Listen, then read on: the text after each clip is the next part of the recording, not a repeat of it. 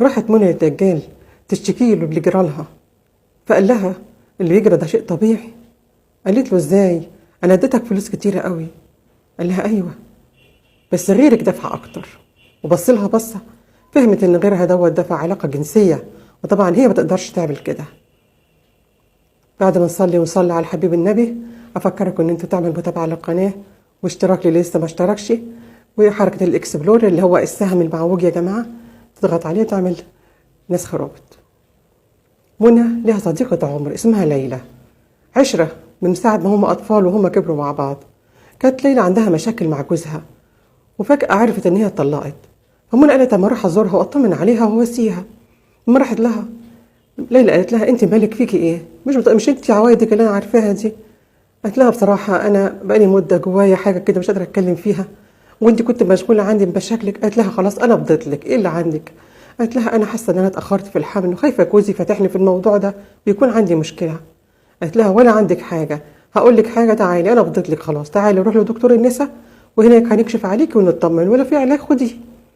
راحوا فعلا لدكتور الامراض النساء وكشفت، والدكتور قال لها النتيجه، قال لها ان انت عندك عيب خلقي مش ممكن تخلفي لا من جوزك ده ولا من اي راجل في الدنيا.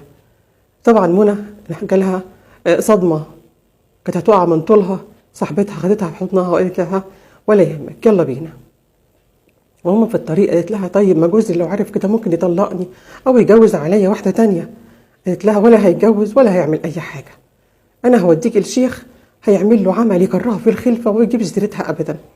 منى انبسطت وقالت لها طب يلا يا ريت، فين هو؟ قالت لها يلا. خدوها راحوا مع بعض وراحت للشيخ اللي هو الدجال وقدمته ليها وقالت له ان احنا عايزين عمل بالحاجه الفلانيه، ان احنا عايزين جوزها ما يطالبهاش لا بخلفه ولا يفكر في عيال ويكره العيال خالص. قال لهم بسيطه بس انا عايز قطره، هتجيبي لي حاجه من هدومه الداخليه اللي فيها عرقه وما تغسلهاش. قالت له حاضر. جابت له حاجه، طلب منها حاجات تانية، قالت له هات انت اللي انت عايزه واللي انت عايزه هدفعه لك. دفعت مبلغ كبير قوي بس ما يهمهاش لان هو طمع فيها عشان غنيه وجوزها غني.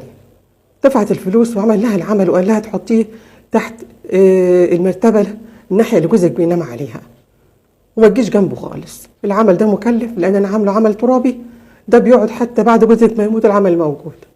اطمنت وانبسطت، وبقت الايام تعدي بيها وجوزها بدا يحسن علاقته بيها اكتر واكتر، وبدات تحس ان هو بدا يعني علاقته تتحسن بشكل مخيف. قالت لصاحبتها جوزي بيعاملني حلو قوي. قالت لها طب كويس احمدي ربنا، وانت زعلانه ان هو يعني عاملك كويس؟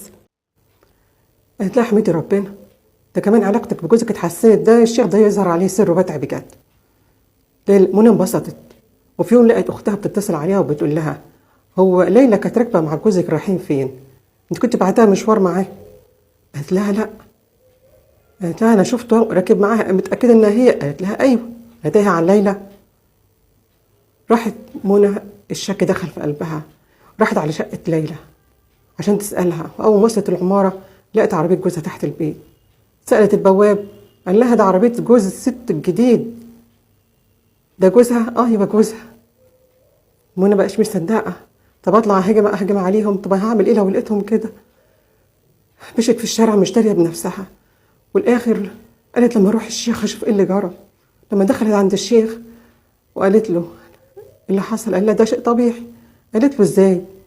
قال لها العمل اللي انت اتعمل لك عمل طلبته مني ليلى قبلها بيوم، جات لي وطلبت مني اعمل لها عمل لجوز صاحبتها عشان يخليها يحبها ويجوزها عشان هو غني وهي بتحبه ومش معبرها خالص. وانا قلت لها انا عايز حته من قطره، قالت لي ما اعرفش اجيبها بس انا هتصرف، وجابتك وانت اللي جبتي لي حته قطر من جوزك غير اللي انت جبته لي. وانا مش مصدقه، يعني انا اللي جبت العمل لجوزي عشان يحب صاحبتي؟ قال لها ده اللي حصل، يلا اتفضلي من هنا احسن اجيب لك عفريت ايه نططك. قالت له حرام عليك، والفلوس اللي انت خدتها مني كتيره دي. قال لها طب وفيها ايه؟ غيرك دفع فلوس وحاجات تانية كتير. بص لها بصه، عرفت ان هي دفعت ايه من شرفها، عرفت ان ليلى سلمت نفسها للدجال عشان يعمل لها المطلوب. خرجت منى مش عارفه تمشي على رجليها، مش لاقي حد تروح له. هتروح تقول لها ايه؟ عملت عمل لجوزي صاحبتها اللي كانت بتحكي لها مشاكلها خدتها، جوزها راح منها، هتروح فين؟ وانا ماشي بالطريق مش داريه بالدنيا، بتقول انا مشيت في طريق شر، والشر ما تلاقيش فيه غير كل اشرار. ده اللي حصل لي، ضيعت كل حاجه.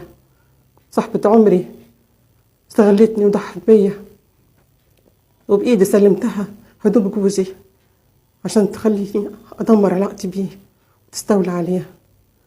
منى واحده من كتير قوي بتعمل اعمال، وممكن الاعمال ديت تقلب عليهم هم. يا ريت يفوقوا هم ولا غيرهم.